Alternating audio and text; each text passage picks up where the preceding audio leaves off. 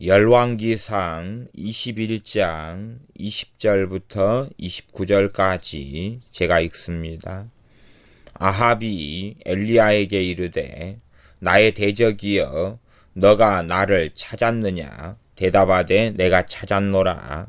너가 스스로 팔려 여호와 보시기에 악을 행하였으므로 여호와의 말씀이 내가 재앙을 너에게 내려 너를 쓸어버리되 내게 속한 남자는 이스라엘 가운데 매인자나 노인자를 다 멸할 것이요 또 너 집으로 느바세 아들 여로보암의 집처럼 되게 하고 아히야의 아들 바하사의 집처럼 되게 하리니 이는 너가 나의 노를 격동하고 이스라엘로 범죄케 한 까닭이니라 하셨고 이세벨에게 대하여도 여호와께서 말씀하여 가라사대 개들이 이스라엘 성 곁에서 이세벨을 먹을지라.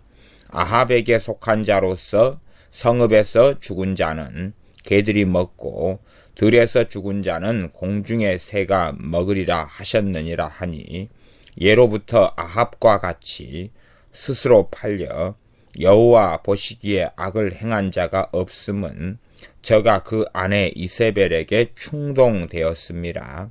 저가 여호와께서 이스라엘 자손 앞에서 쫓아내신 아모리 사람의 모든 행한 것 같이 우상에게 복종하여 심히 가증하게 행하였더라. 아합이 이 모든 말씀을 들을 때에 그 옷을 찢고 굵은 배로 몸을 동이고 금식하고 굵은 배에 누우며 행보도 천천히 한지라. 여호와의 말씀이 디셉 사람 엘리야에게 임하여 가라사대 아합이 내 앞에서 겸비함을 너가 보느냐?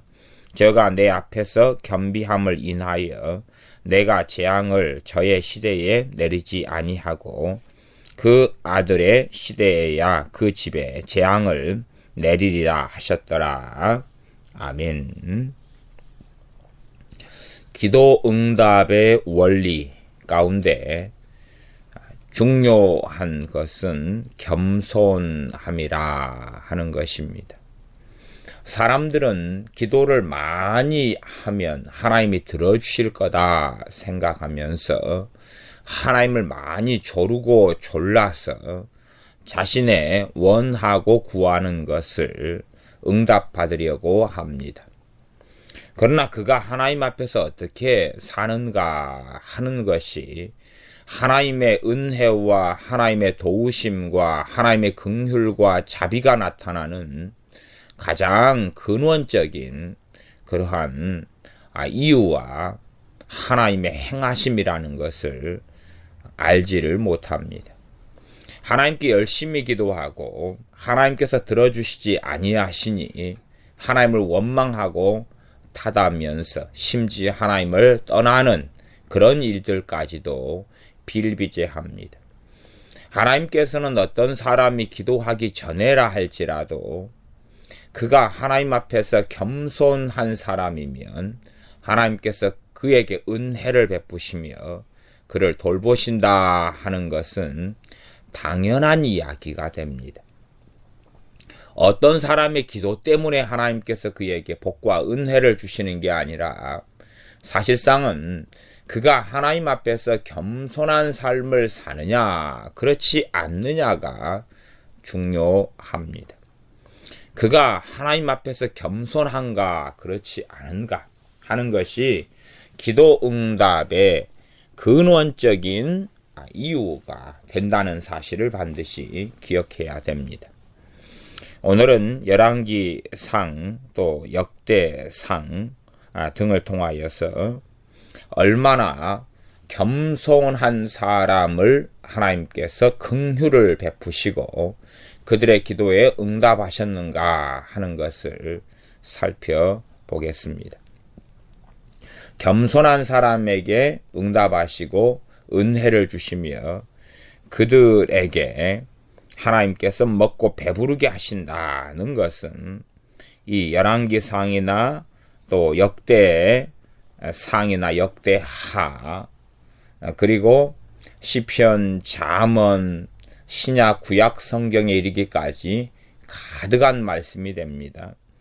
구절로 따지면 몇 구절이나 될까 하지만 굉장히 많은 성경 구절들이 겸손하라는 것을 이미 말씀하고 있습니다. 주님께서도 친히 말씀하시기를 마태복음 11장 같은 경우는 나는 마음이 온유하고 겸손하니 내게 와서 나의 멍에를 메고 내게 배우라. 그러면 너희 마음이 쉼을 얻으리니. 나는 마음이 온유하고 겸손하니 나의 멍에를 메고 내게 배우라. 내게 배우라는 것은 주님의 말씀을 배우라는 이야기죠. 주님께 와서 주님께 배우는 것은 기초적으로 주님의 말씀을 이야기합니다. 주님의 말씀에 청종함 없이 주님께 배울 수는 없는 것이고, 주님께 배울 때에 마음이 쉼을 얻는다고 말씀합니다. 마음이 쉼을 얻는다.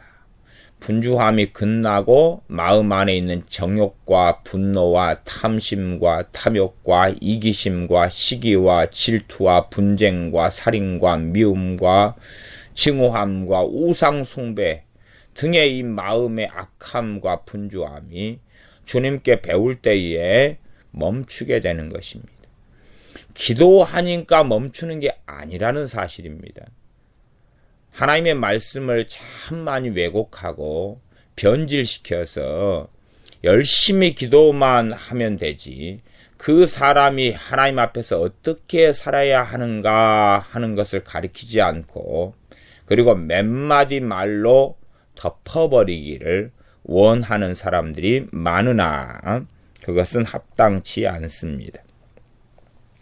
신약 성경에서는 구약에 익히 겸손의 열매가 무엇인지, 겸손한 자에 대한 하나님의 보응과 보답은, 보상은 무엇인지 너무나 많이 말씀했기 때문에 겸손에 대한, 겸손하라는 말씀만 짧게 신약 성경은 많이 나와 있습니다.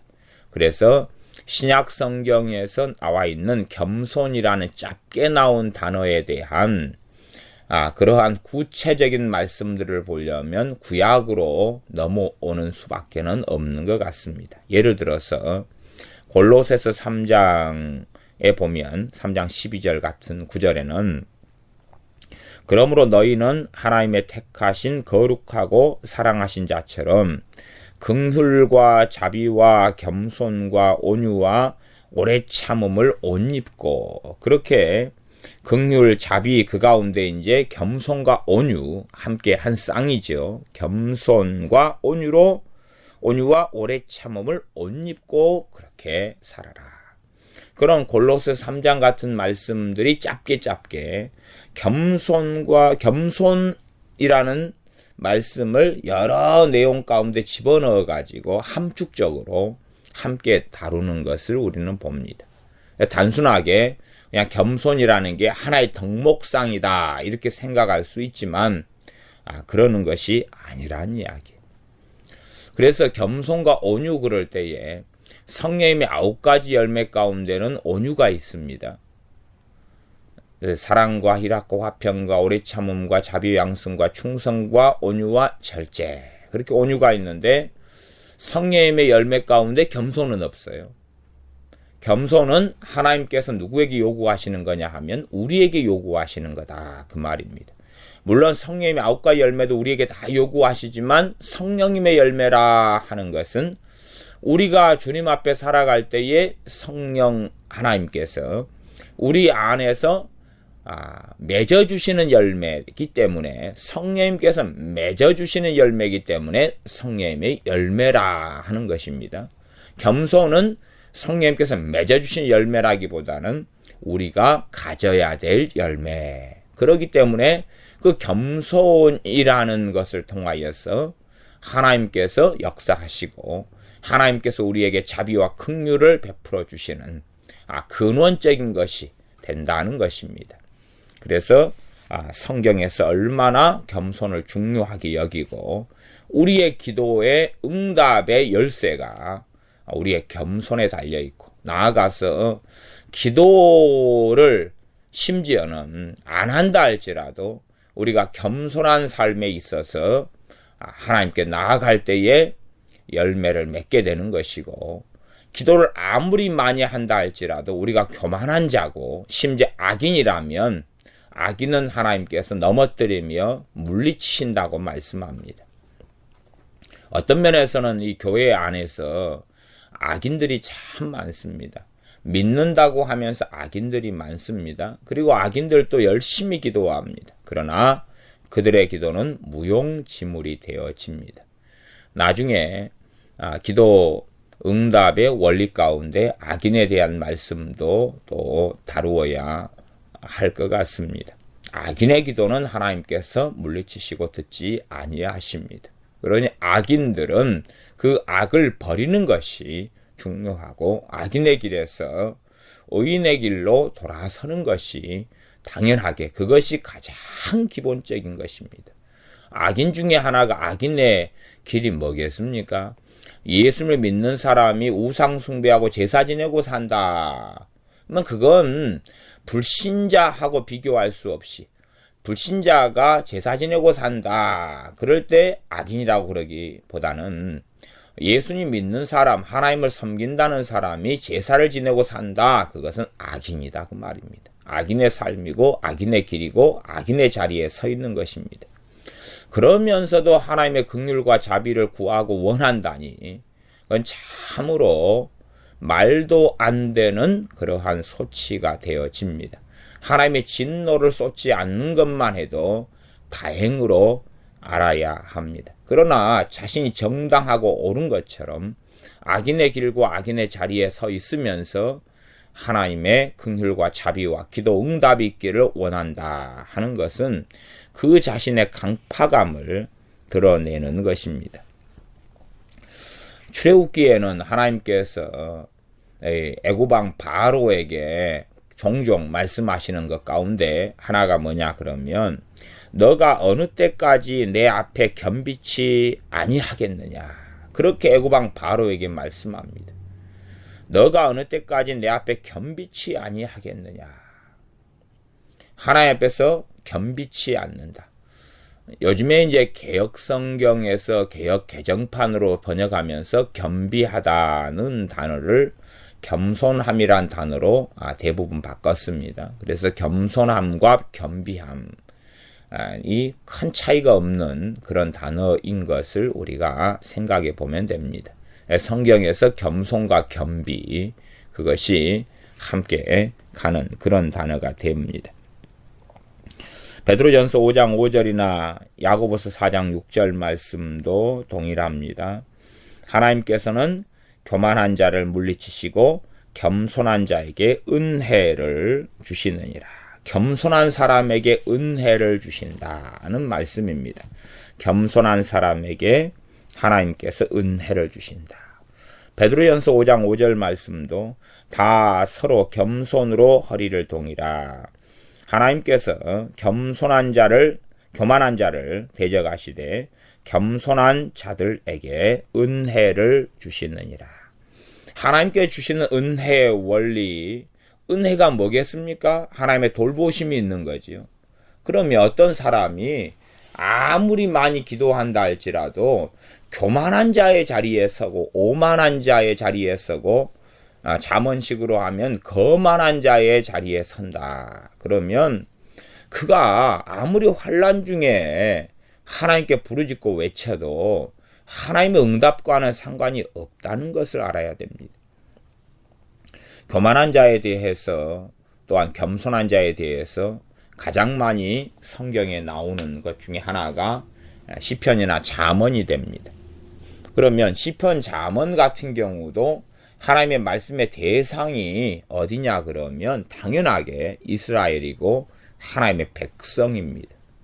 어떤 사람이 신약시대에 와서 이제 이방인인 우리가 예수님을 통해서 하나님의 백성이 되었다. 그러니 우리는 이제 구약시대의 이스라엘과는 다르게 교만해도, 건방져도, 거만해도, 강팍해도, 오만해도 이제 예수님의 이름으로만 구하고 기도하면 하나님은 들어주셔야 된다. 하나님은 기도에 응답해 주셔야 된다라고 생각하고 주장한다면 그건 정말로 악하고 어리석은 사람들입니다. 예수님의 이름으로 나아간다는 것이 무슨 의미겠습니까? 예수님의 이름을 쓸 수 있다는 것이 도대체 무슨 의미인가 하는 것을 당연하게 생각해야 됩니다. 예수님의 이름으로 나아갈 수 있다는 것은 주님께서 이 악하고 강팍한 우리들의 죄 짐을 짊어지시고 우리를 위해서 고난의 길을 걸으시며 피를 쏟으시고 죄에 대한 대가를 지불하시는 것입니다. 그 예수님의 이름으로 나아갈진데 어떻게 은혜 중에 은혜를 받고 구원 중에 구원을 받은 자가 그 구원의 주 예수님의 이름으로 나아가면서 건방지고 거만하고 오만할 수 있느냐는 것이지요. 결코 그것이 가당치 않은 이야기가 된다 하는 것입니다. 정말로 주님의 이름으로 나아간다 할 때에 그 무엇보다 구약시대의 하나님의 백성인 이스라엘보다 더 겸비하고 겸손함으로 나아가는 것은 당연한 이야기가 됩니다. 이제 기도보다는 겸손함이 중요하고 이 겸손함에 대해서 오늘 읽었던 본문은 일단 출발은 열왕기상 21장에서 출발했습니다. 열왕기상에서는 하나님께서 아합의 집안과 아합과 이세벨에게 심판을 엘리야 선지자를 통하여 선고하시는 것이 나옵니다. 열왕기상 21장에는 나봇이라는 사람의 포도원을 탐해서 이 악한 이세벨의 조언과 계교를 따라서 행함으로 아합 왕이 이 나봇의 포도원을 강탈한 사건이 나오고 그 이후에 하나님께서 엘리야 선지자에게 말씀이 임하게 하여 그 말씀으로 이제는 아합에게 말하게 하시는 게 나옵니다. 20절 보면 아합이 엘리야에게 이르되 이제 엘리야 선지자가 아합 왕에게 나타났습니다. 그때 이 아합이 그럽니다. 나의 대적이여 너가 나를 찾았느냐. 엘리야 선지자는 아합 왕에게 좋은 소리를 하지 않습니다. 왜 좋은 소리를 하지 않겠습니까? 아합이 악한 자의 길에 서 있고 악한 자, 가증한 자로 살아가기 때문에 어떻게 그를 만나 복된 소리, 축복의 소리, 긍휼과 자비와 은혜의 소리나 그런 하나님의 말씀을 외칠 수 있겠느냐는 것입니다. 겸손함의 가장 근원적인 것은 하나님의 말씀을 들을 때에 어떻게 하느냐 하는 마음의 자세부터 출발합니다.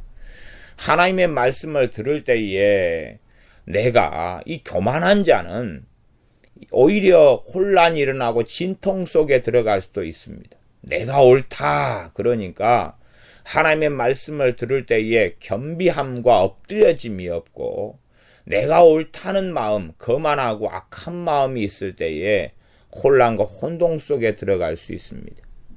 이 정상적인 사람의 미혹된 가르침을 듣고 배울 때도 혼란과 혼동 속에 들어가는 경우가 많습니다. 그때는 우리가 잘 정리하고 그 미혹된 가르침을 듣지 않아야 됩니다. 그런 것하고 우리가 하나님의 말씀을 바르게 그 말씀에 대한 혼란과 혼동은 아니에요. 실상은 하나님 말씀이 들릴 때에 내 삶을 돌아보게 하는데 나타나는 내 판단과 내 생각하고 다른 하나님의 말씀으로 인한 혼동과 혼란이라는 게 있습니다.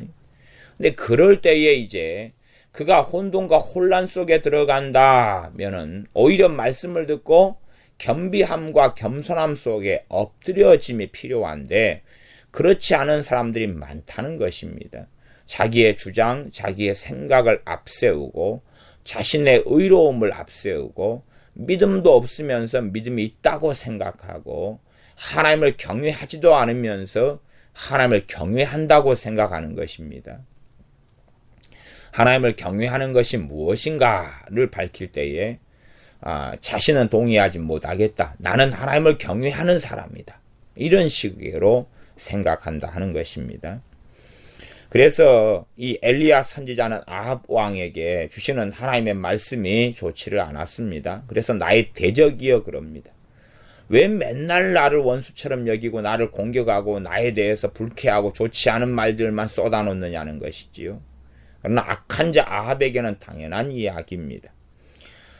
나의 대적이여 너가 나를 찾았느냐 대답하되 내가 찾았노라. 너가 스스로 팔려 여호와 보시기에 악을 행하였으므로 스스로 팔렸다. 너가 스스로 팔려가지고 이 이세벨의 가문이슬 충동 속에서 악한 자의 길을 걸어갔다. 많은 사람은 다른 사람의 어리석고 악한 계교를 내서 그걸 따라갈 때에 자기가 스스로 팔려서 악 속에 들어간 줄 생각하지 못하고 다른 사람을 탓하는 경우가 많습니다. 누가 탐심을 조장하는 말을 해서 그것에 빠져서 주식을 하고 그것에 빠져서 노름 속에 게임 속에 들어갔을 때에 자신이 스스로 악에 팔렸다는 생각은 하지 않고 누구 탓이다, 누구 친구 탓이다, 누구 탓이다 그럽니다.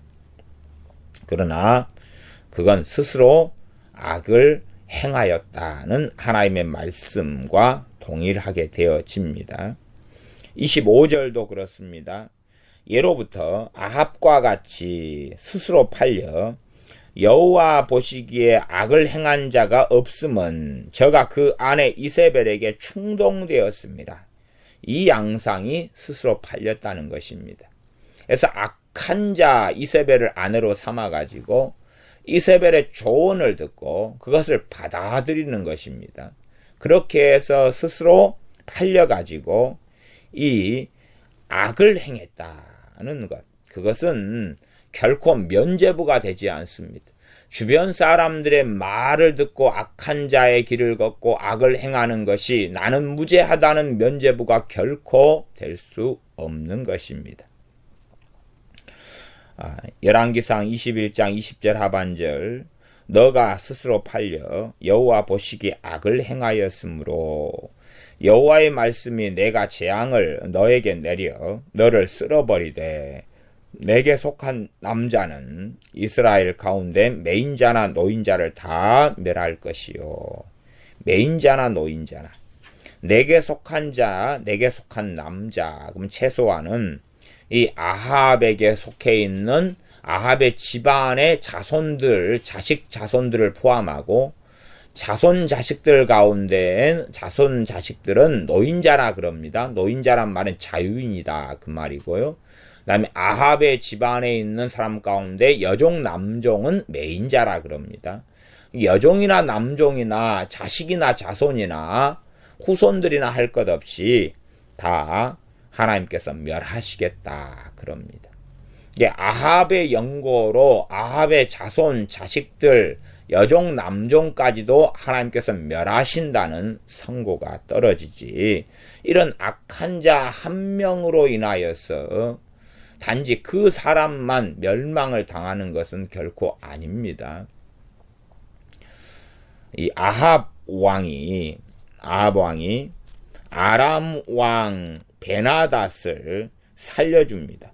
베나닷을 살려줄 때에 그것은 열왕기상 20장에 나오는데, 베나닷을 살려주니까 하나님께서 어떤 선지자를 통하여서 하시는 말씀이, 여호와의 말씀이 내가 멸하기로 작정한 사람을 내 손으로 놓았은즉 너 목숨은 저의 목숨을 대신하고 너 백성은 저의 백성을 대신하리라, 그렇게 말씀하는 것입니다.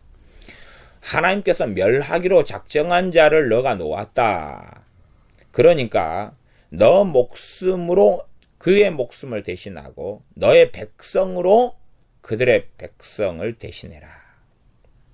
아합 왕 하나가 베나닷을 놓으니까, 그러니까 이스라엘 백성들의 생목숨이 날아가는 것입니다. 물론 그것은 또한 이스라엘 백성들의 마땅히 받을 보응이었습니다. 그들이 하나님을 버렸고 하나님을 경외하지 않았기 때문에 일어나는 당연한 일이 되었습니다. 아합의 후손이라 할지라도 하나님을 경외한 자가 있었으면 이 속에서 들어서 진멸 속에 들지는 않을 것입니다. 그러나 한 가지로 아합과 차이가 없이, 아합보단 당연히 덜 하겠지만 한 가지로 하나님을 떠난 것은 동일한 이야기가 되어집니다. 어떻게 내가 사느냐가, 어떻게 하나님의 은혜가 임하느냐, 어떻게 하나님의 진노가 임하느냐를 결정하는 것입니다. 그래서 이 아합이 여호와 보시기에 악을 행하니까 여호와의 말씀이 내가 재앙을 너에게 내려, 그렇게 21절에 말씀하는 것입니다. 거꾸로 하나님 보시기에 의를 행하고 살아가면, 하나님의 말씀에 임하면 내가 너에게 복을 내려, 은혜를 내려 라고 말씀할 것입니다. 그러니까 사람들은 자신이 어떻게 사는 것하고 상관없이 열심히만 기도하면, 심지어 주의 종의 직분만 가지면 만사 형통할 것이다. 철야기도 하고 금식기도 하고 밤낮 없이 기도하면 다 이루어질 것이며 어떻게 될 것이다. 그렇게 생각합니다. 그러면 주님께서 왜 내게 와서 나의 멍에를 메고 내게 배우라 말씀하시겠습니까? 그래야지만이 마음에 쉼을 얻는다 말씀하시며, 나는 온유하고 겸손하다고, 내게 배우라고, 주님께 배우면 온유하고 겸손한 것을 배우는 게 당연한 이야기가 될 것입니다. 그래서 계속 열왕기상 21장 22절부터는 그 내용이 나옵니다. 또 너 집으로 느바세 아들 여로보암의 집처럼 되게 하고 아히야의 아들 바하사의 집처럼 되게 하리니, 이는 너가 나의 노를 격동하고 이스라엘로 범죄케 한 까닭이니라 하셨고, 이세벨에 대하여도 여호와께서 말씀하여 가라사대 개들이 이스라엘 성 곁에서 이세벨을 먹을지라. 이세벨이 죽은 다음에 그 시체를 개들로 하여금 뜯어먹게 한다는 사실입니다. 또 아합에게 속한 자로서 성읍에서 죽은 자는 개들이 먹고 들에서 죽은 자는 공중의 새가 먹으리라 하셨느니라.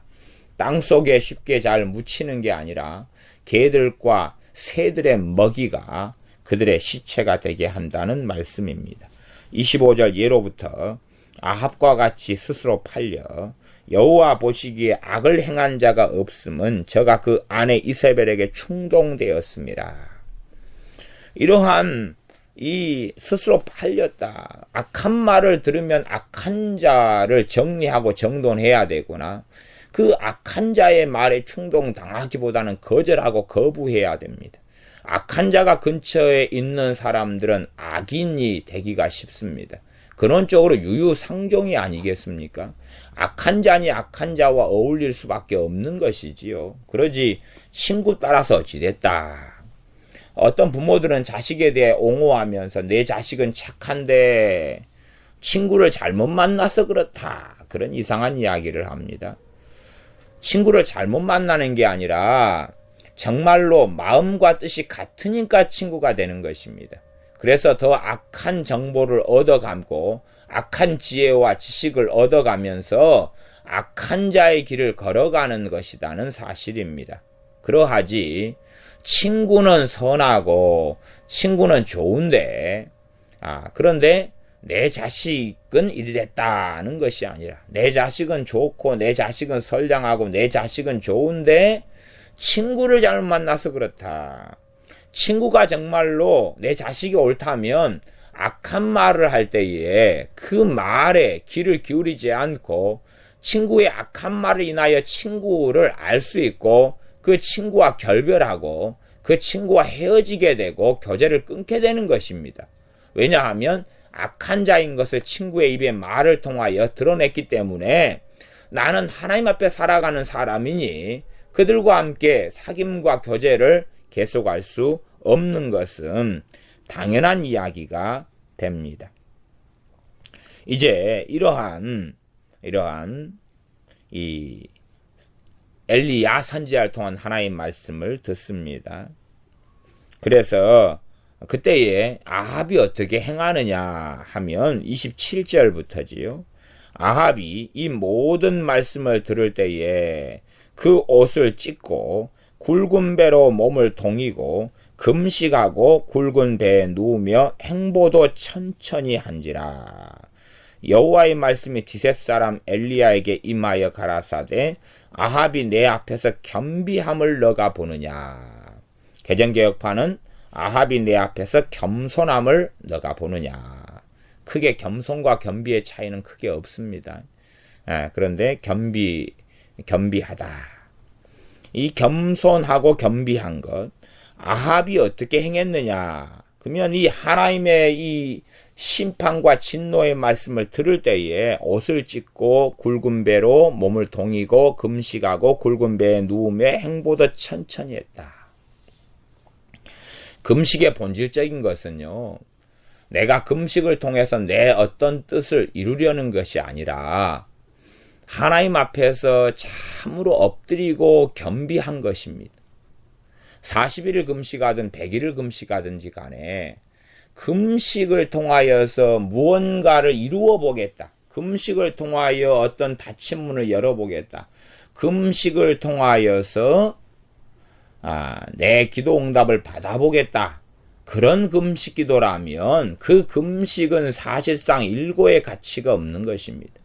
금식은 하나님 앞에서 겸비함, 겸손함, 하나님 앞에 엎드림을 드러내는 것이며 생사화복의 주관자가 하나님이신 것을 인정하고 엎드리는 것이 금식입니다. 금식을 통하여 내가 어떤 목적을 가지고 금식을 수단화한다는 것은 이미 잘못된 금식을 하고 있다는 것을 이야기합니다. 아합이 기도한 것이 아닙니다. 금식 기도가 아닙니다. 금식 기도가 아니에요. 금식하면서 기도할 수 있습니다. 금식만 할 수 있습니다. 본질적으로 금식의 의미가 무엇인지가 참으로 많이 왜곡되고 이제는 왜곡돼 버리고 말았습니다. 마이시 차부다 같은 경우도 금식에 대한 책을 쓰고 하지만 그 가운데 책들의 내용을 주의해서 꼭 보아야 됩니다. 금식을 무슨 수단과 도구처럼 금식을 통하여 거룩해지고 금식을 통하여 하나님처럼 닮아버리고 금식을 통하여 위대한 인생과 삶을 살게 되고 금식을 통하여 말씀대로 사는 사람이 되고 막 이런 여러 가지 잡탕의 이야기를 합니다만은 금식은 하나님 앞에서 엎드려지는 것을 이야기합니다. 금식의 근원적인 건 금식을 통하여 내가 무엇을 얻겠다는 것이 아닙니다. 하나님 앞에서 꿇어 엎드려짐을 이야기하는 것입니다. 이게 금식의 가장 근원적인 것입니다.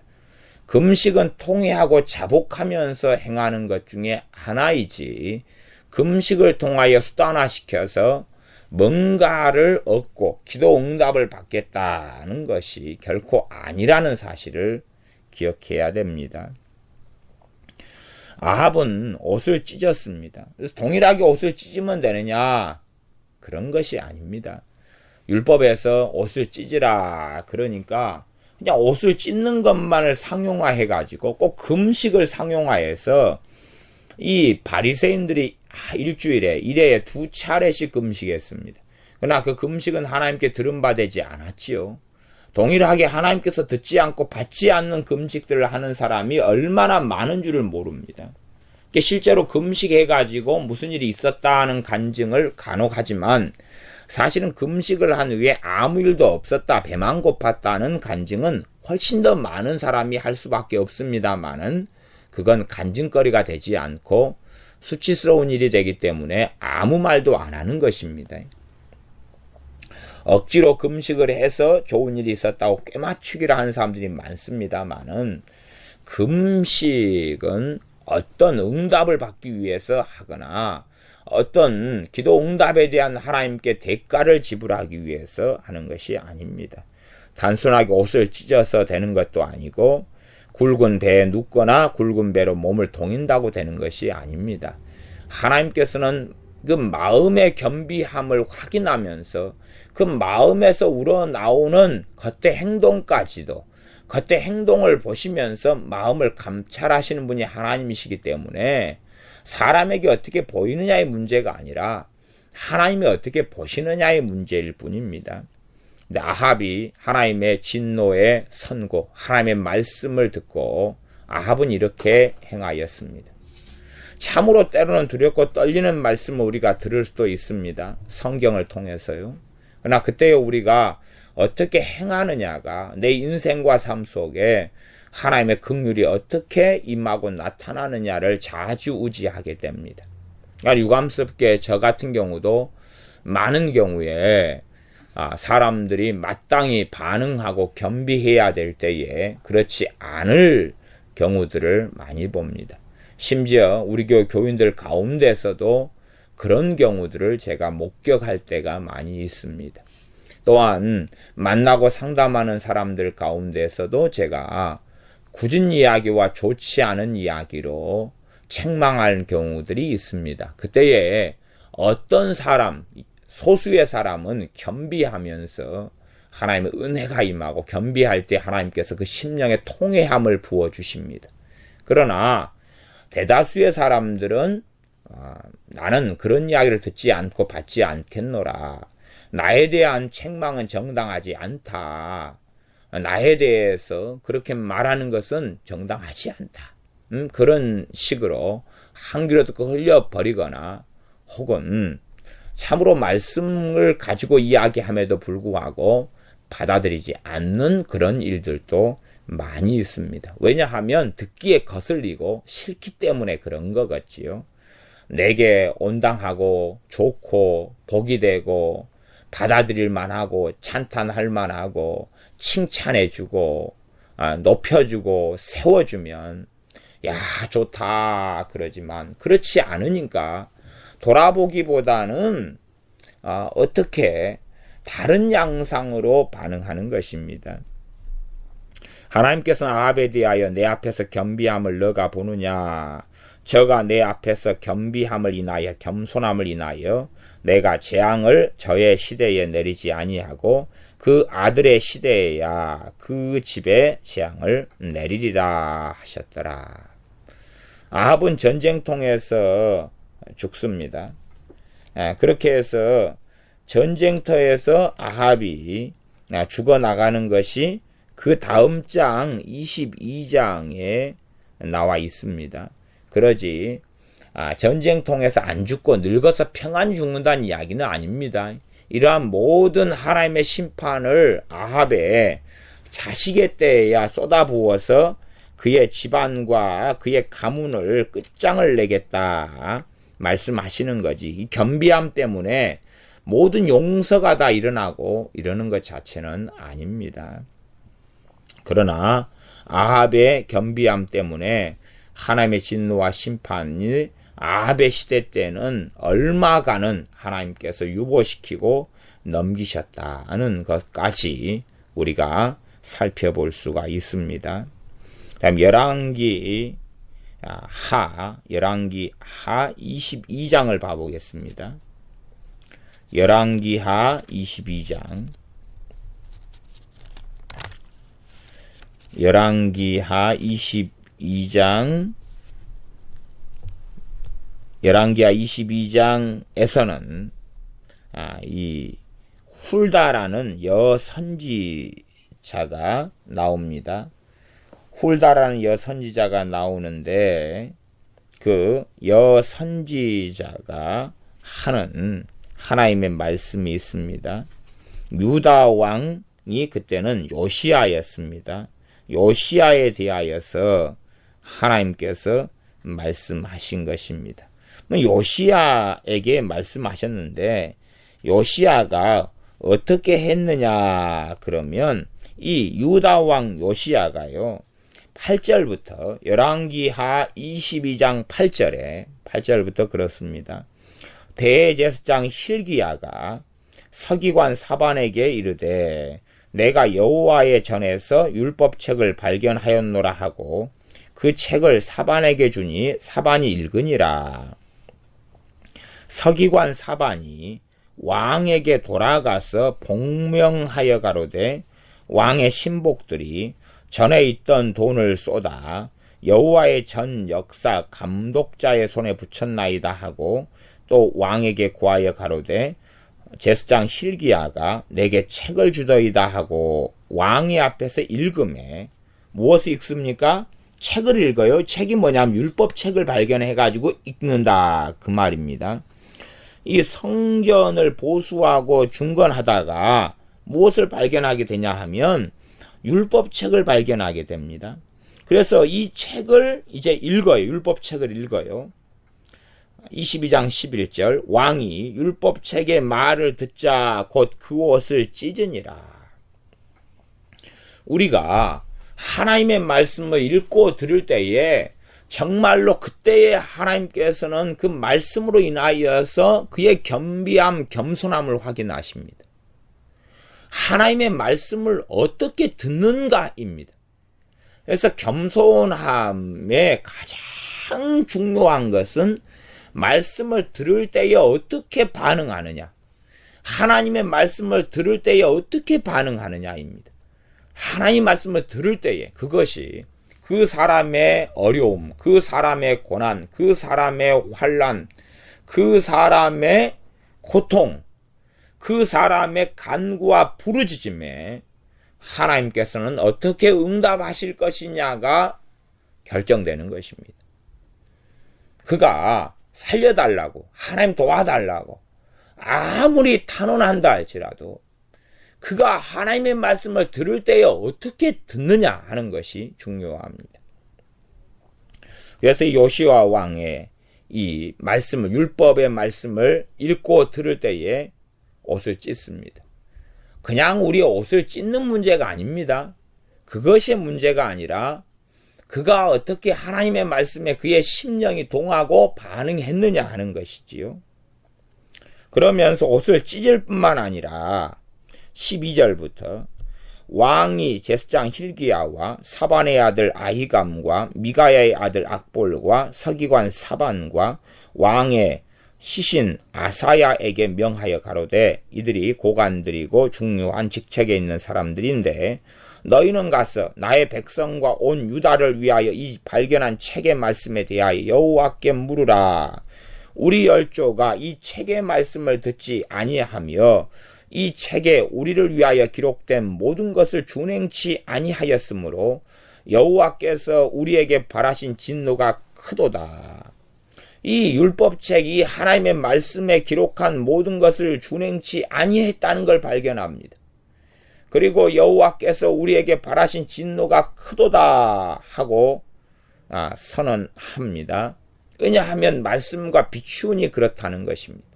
말씀과 비추어서 내가 어떤가 라고 비추어야 되는데 하나님의 말씀에 내게 쓰면 뱉고 달면 삼키고 내게 유익하고 내가 좋게 보이는 그런 성경 구절들만 갖다가 그 길을 달려가고 걸어가면 결코 되지 않습니다.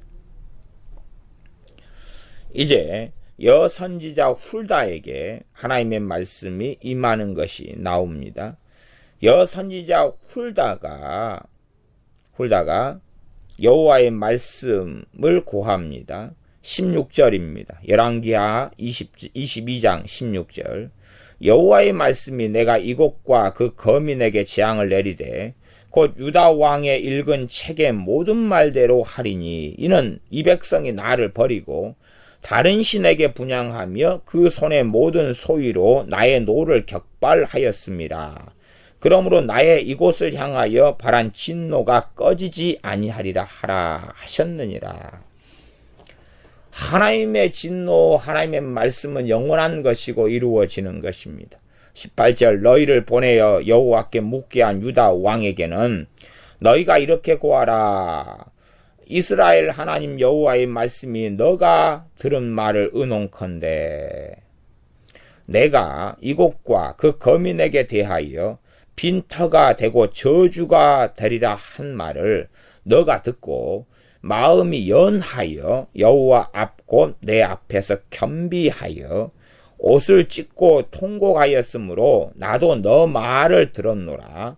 여호와가 말하였느니라. 그러므로 내가 너로 너의 열조에게 돌아가서 평안히 묘실로 들어가게 하리니 내가 이곳에 내리는 모든 재앙을 너가 눈으로 보지 못하리라 하셨느니라. 사자들이 왕에게 복명하니라.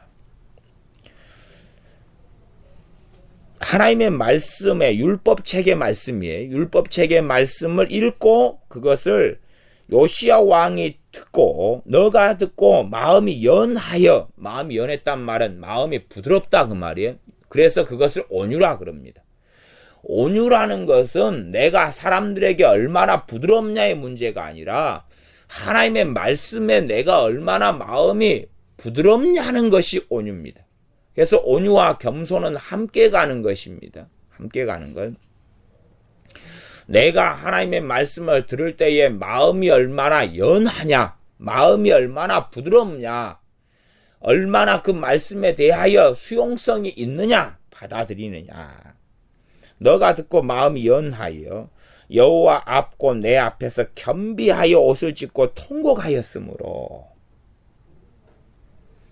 하나님 말씀을 듣고 옷을 찢는다는 것은 통회함과 통곡함과 함께 가는 것이지 겉으로 행위와 행실을 이야기하는 게 아닙니다. 겉에서의 어떤 가짜 겸손, 가짜 겸비함, 가짜로 하는 어떤 쇼맨십을 이야기하는 게 아닙니다.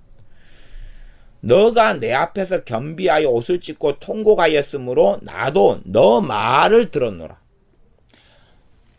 그러면 이 요시야 왕의 말이 뭐겠습니까? 그의 기본적으로는 기도를 이야기할 수 있습니다. 어찌할꼬 하는 통곡을 이야기할 수도 있습니다. 기도든지 말이든지 간에 하나님께서 들으신다는 것은 무엇 때문이냐 그 말입니다. 그냥 내가 기도만 많이 하니까 들으신다. 그런 식으로 기도를 가르쳐버리면 결코 되는 이야기가 아닙니다. 성경에서 기도를 그런 식으로 가르치고 주장해버리면 심각한 문제가 일어납니다. 그러니까 우리가 기도에 대해서나 중보기도나 중보기도 책은 기도에 대한 책보다 훨씬 더 위험합니다. 근데 어쨌든 그 기도에 대한 책들에서 가장 중요한 포인트 중에 하나가 이 겸손함이에요. 겸비함이고 겸손함이에요. 이것이 기도 응답의 가장 큰 포인트 중에 하나인데 이런 것을 가리키고 설명하지 않으면 사실은 그 책은 균등되지 못하고 균형되지 못하고 올바르지 않고 정당하지 않은 그러한 기도에 대한 신앙 서적이다. 그렇게 말할 수밖에 없습니다. 그래서 이 요시야 왕의 겸손함, 겸비함을 하나님이 보시고 그의 통곡을 보시고 하나님의 말씀은 나도 너 말을 들었노라 입니다. 역대하로 가겠습니다. 역대하 7장입니다. 역대하 7장. 열왕기하 다음에 역대하가 있지요. 역대하, 열왕기하 다음 역대상, 그 다음 역대하. 역대하 7장입니다.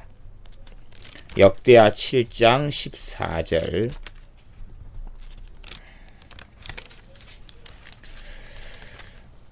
역대하 7장 14절 말씀 제가 읽겠습니다.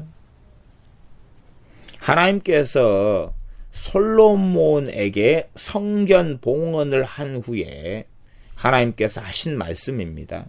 솔로몬에게 14절인데 내 이름으로 일컫는 내 백성이 그 악한 길에서 떠나 스스로 겸비하고 기도하여 내 얼굴을 구하면 내가 하늘에서 듣고 그 죄를 사하고 그 땅을 고칠지라.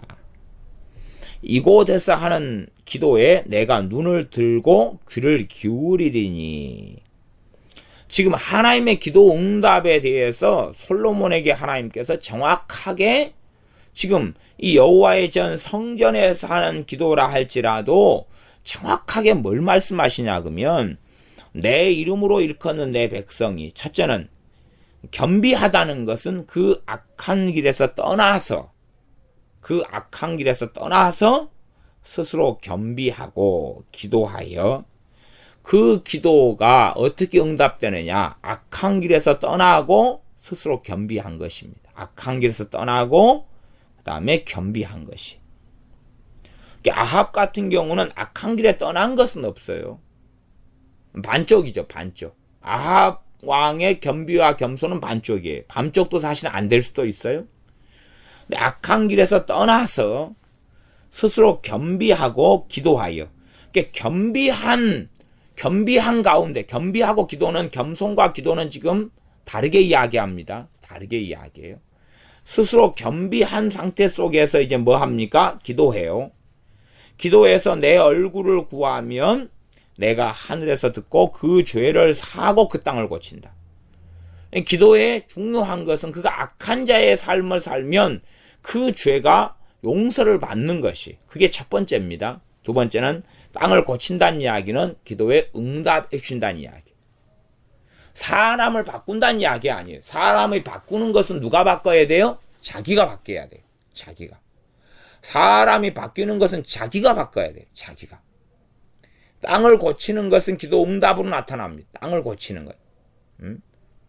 땅 안에 전쟁, 땅에 있는 기근, 뭐 등등 시작해서.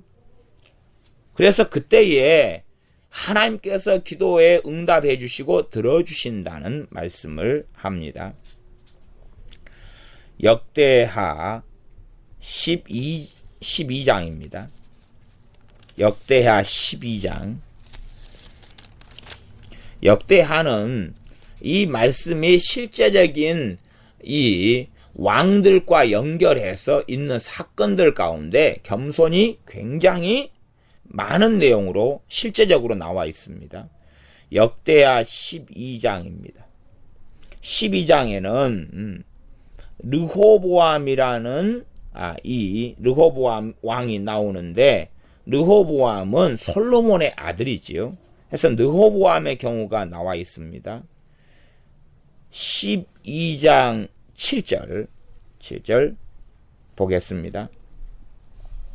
12장 7절 여호와께서 저희의 스스로 겸비함을 보신지라 여호와의 말씀이 스마야에게 임하여 가라사대 저희가 스스로 겸비하였으니 내가 멸하지 아니하고 대강 구원하여 나의 노를 시삭의 손으로 예루살렘에 쏟지 아니하리라. 이 르호보암이 또 르호보암인 유다 나라가 12장 1절에 보면 역대하 12장 1절입니다. 르호보암이 나라가 견고하고 세력이 강함에 여호와의 율법을 버리니 온 이스라엘이 본받은지라. 여호와의 율법을 버려버립니다. 나라가 견고하고 세력이 강해지니까 여호와의 율법을 버려버립니다. 하나님 말씀 먹고 살만하니까. 그래서 부자가 되어서 하나님을 모른다 할까 두렵다. 이런 하나님의 사람 이 잠언에 하나님께 하는 기도처럼 우리가 먹고 살만하고 복지를 누리고 강성해지면 많은 사람들은 하나님을 버리고 등지며 예배는 드릴 수 있지만 하나님의 말씀은 버리고 등져버립니다. 먹고 살만하니까. 물론 기도는 많이 할 수 있어요. 더 많은 것을 달라고 다고 할 수 있습니다. 그래서 애굽에서 시삭이 12장 4절에 유다의 견고한 성읍을 취하고 예루살렘에 이르렀다. 5절 때에 유다 방백들이 시삭을 인하여 예루살렘에 모였는지라. 선지자 스마야가 르호보암과 방백들에게 나와 가로되 여호와의 말씀이 너희가 나를 버렸으므로 나도 너희를 버려 시삭의 손에 붙였노라 하셨다 한지라. 이렇게 하나님의 말씀을 선고합니다. 우리는 이 성경 66권을 통하여 하나님의 말씀을 들어야 합니다. 말씀을 통하여 하나님의 말씀을 들어야 됩니다. 그때 우리가 어떻느냐 하는 것입니다. 내 마음에 거스리고 내 마음에 와닿지 않고 심지어 나를 정죄하는 말씀을 들을 때에 내가 어떠느냐 하는 것입니다. 내가 어떤 자리에 있느냐, 내가 어떤 마음이냐 하는 것이 중요합니다. 그것이 내 환난 때에, 내 고난 때에, 내 어려움 중에, 내 탄식 중에 하나님께서 내 기도에 어떻게 하실런지를 좌지우지하게 되는 것입니다. 그러나 사람들은 하나님 말씀으로 인하여 두려워 떨지를 않고 하나님 말씀으로 인하여 겸비하고 겸손하지 않습니다. 하나님께 선지자 스마야를 통해서 여호와의 말씀이 너희가 나를 버렸으므로 나도 너희를 버려 시삭의 손에 붙였노라. 이 말씀을 들을 때에 12장 6절에 이에 이스라엘 방백들과 왕이 이 르호보암이죠. 왕이 스스로 겸비하여 가로되 여호와는 의로우시다 그럽니다. 여호와는 의로우시다 는 것입니다. 그렇게 하니까 7절에 여호와께서 저희의 스스로 겸비함을 보신지라. 그래서 구원은 하셔요. 스스로 겸비하였으니 내가 멸하지 아니하고 구원은 하는데 말씀에 특이한 말씀이 나옵니다. 대강 구원하겠다는 것입니다. 그러니까 이들이 자신의 삶을 다 돌이키지 않아요. 바꾸지 않습니다. 하나님 앞에서 하나님을 경외하며 살아가는 자리로는 돌아오지 않습니다. 그러나 이제 기본 정도는 조금 해요. 기본 정도 조금. 그래서 하나님을 원망하거나 아니면 이 선지자 스마야를 돌로 쳐서 죽이지는 않습니다. 이게 많은 이스라엘과 유다 사람들이나 왕들은 선지자를 돌로 쳐서 죽였어요. 그래서 주님께서도 끊임없이 너희들이 선지자들 돌로 쳐서 죽였다. 내가 보낸 내 종들을 죽였다. 그러니까 내가 너희를 황폐하게 만들고 심판하겠다고 주님께서는 선고하셨습니다. 이스라엘, 유다에 대하여 우리 주 예수님께서 친히 선고하셨습니다. 그러나 최소한 이 르호보암 왕이나 방백들은 선지자 스마야에 대하여 스마야가 선고한 하나님의 말씀이 마음에 안 들다고 해서 스마야 선지자를 핍박하거나 옥에 가두거나 그를 저주하거나 돌로 치지 않았습니다. 오히려 여호와는 의로우시다. 너희가 하나님을 버렸으니 나도 너희를 버렸다 할 때 여호와는 의로우시다. 그것을 하나님이 보시고 너희를 스스로 겸비하였으니 내가 멸하지 아니하고 대강 구원하여 나의 노를 시삭의 손으로 예루살렘에 쏟지 아니하리라. 그러나 대강 구원하니까 8절에 그러나 저희가 시삭의 종이 되어 나를 섬기는 것과 열국을 섬기는 것이 어떠한지 알게 되리라 하셨더라. 이게 시삭 애굽 왕의 애굽왕 시삭인데 애굽왕 시삭의 종이 되게 하는 것입니다. 속국이 되게 하는 거죠. 속국이 되어서 이 강성한 르호보암의 나라인 유다가 속국이 되어서 그렇게 되고 맙니다. 아무리 강성해도 더 강한 나라가 있고 더 강한 나라의 손을 통하여 하나님께서는 심판하시고 징계하셨으나 이들이 겸비해서 하나님의 구원이 반쪽은 나타났다 그 말입니다. 역대하 19장입니다. 역대하 19장 역대하 33장으로 역대하 33장으로 가겠습니다. 역대하 33장 역대하 33장 12절부터 가겠습니다. 역대하 33장에는 악한 왕 므낫세가 나옵니다. 아주 악하고 악한 왕 므낫세가 나옵니다. 이때는 이제 이스라엘은 아시아를 통해서 이미 멸망당했고 포로로 다 끌려갔고 한 다음이고 유다란 나라가 아직은 멸망당하지 않고 남아있었을 그런 때가 되어집니다. 그러면 역대하 33장에는 이 33장 1절 2절 므낫세 왕이 어떤 사람인가 한번 봐보겠습니다. 므낫세가 위에 나아갈 때에 나이 12세라 12살의 왕이 됩니다. 예루살렘에서 55년을 치리하며 55년 동안 왕 노릇을 했으니까 12살 더하기 55 합치면은 67세가 되겠죠. 여호와 보시기에 악을 행하여 이렇게 악을 행했고 여호와께서 이스라엘 자손 앞에서 쫓아내신 이방 사람의 가증한 일을 본받아서 그렇게 살았다는 것입니다. 그래서 33장 10절부터 읽으면 여호와께서 므낫세와 그 백성에게 이르셨으나 저희가 듣지 아니한 고로 지금 여호와께서 므낫세와 그 백성에게 선지자를 통해서 말씀했으나 듣지 않았다 그 말입니다. 11절 여호와께서 아수르 왕의 군대 장관들로 와서 치게 하심에 저희가 므낫세를 사로잡고 쇠사슬로 결박하여 바벨론으로 끌어간지라. 저가 환난을 당하여 그 하나님 여호와께 간구하고 그 열조의 하나님 앞에 크게 겸비하여 환난을 당해서 기도할 수 있다 그 말이. 예수 믿는 사람들도 간구할 수 있습니다. 그러나 핵심은 뭐냐 그러면 여호와께 간구하고 그 열조의 하나님 앞에 크게 겸비하여 크게 겸손하다 그 말이. 그 겸손해요. 하나님 말씀하고 겸손은 절대 뗄 수 있는 관계가 아닙니다.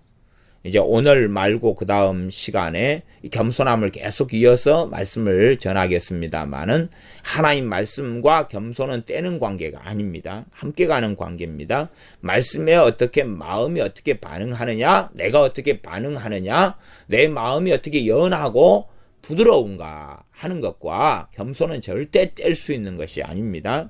나아가서 인생과 삶과 생활에서 겸손은 뗄 수 있는 관계가 아닙니다. 하나님 앞에 크게 겸비하여 13절 기도한 거로 하나님이 그 기도를 받으시며 그 간구를 들으시사 저로 예루살렘에 돌아와서 다시 왕 위에 거하게 하심에 므낫세가 그제야 여호와께서 하나님이신 줄을 알았더라. 크게 겸비하고 기도하니까 하나님께서 그 기도와 간구를 들으셨다는 말씀입니다.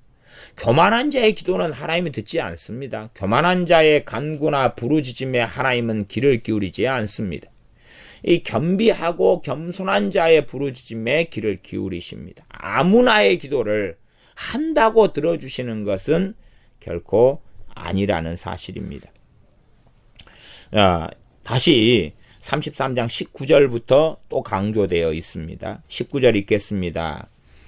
또 그 기도와 그 기도를 들으신 것과 그 모든 죄와 건가와 겸비하기 전에 산당을 세운 곳과 아세라 목상과 우상을 세운 곳들이 다 호세의 사기에 기록되니라. 그리고 므낫세가 그 열조와 함께 잠을 잤다. 함께 잠에. 그러니 겸비하기 전과 후가 다르고 겸비한 다음에 하나님이 기도를 들으셨다 하는 내용이 나옵니다. 다음에 역대하 34장입니다. 그 다음 장 요시야가 나옵니다. 역대하 34장 27절입니다. 지금 요시야 왕에 대해서는 앞에서도 나와 있었죠. 앞에서 나와 있는데 지금 역대하에서 또 반복되고 있습니다. 여선지자 훌다로 인한 말씀이 포함되어 있었지요. 그래서 동일하게 반복되어 있는데 열왕기 상하고 같이 이어져 가는데 중요하기 때문에 하나님께서 역대하에도 또 기록해 놓았습니다. 그래서 그 부분만 짧게 읽어보고 지나가겠습니다. 26절부터입니다. 너희를 보내어 여호와께 묻게 한 유다 왕에게는 너희가 이렇게 고하라. 이스라엘 하나님 여호와의 말씀이 너가 들은 말을 의논컨대 내가 이곳과 그 거민을 가리켜 말한 것을 너가 듣고 마음이 연하여, 앞에 말씀하고 같은 말씀입니다. 하나님 앞 곧 내 앞에서 겸비하여 옷을 찢고 통곡하였으므로 나도 너 말을 들었노라. 여호와가 말하였느니라. 율법책이 발견되고 그리고 율법책을 읽고 들으면서 우리가 하나님을 버렸고 하나님 말씀대로 행하지 않았다 는 것을 발견하고 옷을 찢고 하나님 앞에서 통곡합니다. 그때 하나님이 하시는 말씀이 그렇습니다. 그래서 너가 내 앞에 겸비하고 옷을 찢고 통곡하였으므로 나도 너 말을 들었노라. 나도 너 말을 들었노라. 이게 겸비함, 겸손함으로 인한 것입니다. 그 다음에 이제 마지막으로 역대하 36장을 보고 오늘 말씀을 마감하겠습니다. 역대하 36장입니다. 역대하 36장 11절 12절을 읽겠습니다. 유다왕 시드기야에 대한 말씀이 나옵니다. 11절입니다. 시드기야가 위에 나아갈 때에 왕이 될 때에 나이 21세라 21살의 왕이 됐습니다. 예루살렘에서 11년을 치리했다. 21살 더하기 11년 32살이지요. 그 하나님 여호와 보시기에 악을 행하고 선지자 예레미야가 여호와의 말씀으로 일러도 그의 앞에서 겸비치 아니하였으며, 지금 선지자 예레미야를 통해서 하나님께서 말씀했습니다. 시드기야 왕이 듣고 겸비합니까? 겸비하지 않습니까? 겸비하지 않아요. 그러니까 겸비하고 겸손한 것은 하나님의 말씀에 대하여 어떻게 반응하느냐가 근원입니다. 하나님의 말씀에 어떻게 반응하느냐. 그러니까 우리는 하나님의 말씀이 마음에 들면 좋아. 그리고 많은 목회자들은 하나님의 말씀을 그대로 전해야 하는데 사람들의 귀에 달콤한 말씀을 중심으로 합니다. 물론 달콤하지 않은 말씀이라 할지라도 성경 그대로 전해야 되지 편협하게 전해서도 결코 되지 않습니다. 36장 13절 느부갓네살 왕이 저로 그 하나님을 가리켜 맹세케 하였으나 저가 배반하고 목을 곧게 하며 마음을 강팍해 하여 이스라엘 하나님 여호와께로 돌아오지 아니하였고, 느부갓네살 왕이 심지어 하나님으로 인하여 맹세했는데도 배반해버려요. 하나님 이름으로 맹세했는데도 시드기야가 배반합니다. 목을 곧게 하며 마음을 강팍해 하여, 겸손은 첫째는 마음의 문제고 하나님의 말씀을 들을 때의 마음의 문제고 강팍함의 문제고 강팍하지 않느냐의 문제고, 이스라엘 하나님 여호와께 돌아오지 아니하였다. 이분 돌아온다 말할 수는 있어요. 그러나 삶이 어떠냐, 마음이 어떠냐의 문제입니다. 그래서 우리의 기도 응답의 핵심은 겸손함이고, 그래서 우리가 어떤 기도를 어떻게 했느냐의 문제가 아니에요. 어떻게 기도를 어떻게 했느냐의 문제가 아니라 우리가 하나님께 돌아왔느냐, 하나님께 정말로 겸비하고 겸손하느냐, 하나님 앞에서 정말로 우리의 마음이 부드러우냐, 말씀을 들을 때 부드러운 그 겸손을 가졌느냐, 그것이 우리의 고난 중에 간구에 하나님의 귀를 기울이시냐를 결정하고 좌우하는 것을 우리는 기억해야 됩니다. 기도하겠습니다. 아버지 하나님, 우리의 겸비함, 우리의 겸손함과 우리의 간구와 기도는 불과 분리의 관계에 있고 뗄 수가 없는 것을 말씀을 통하여 봅니다.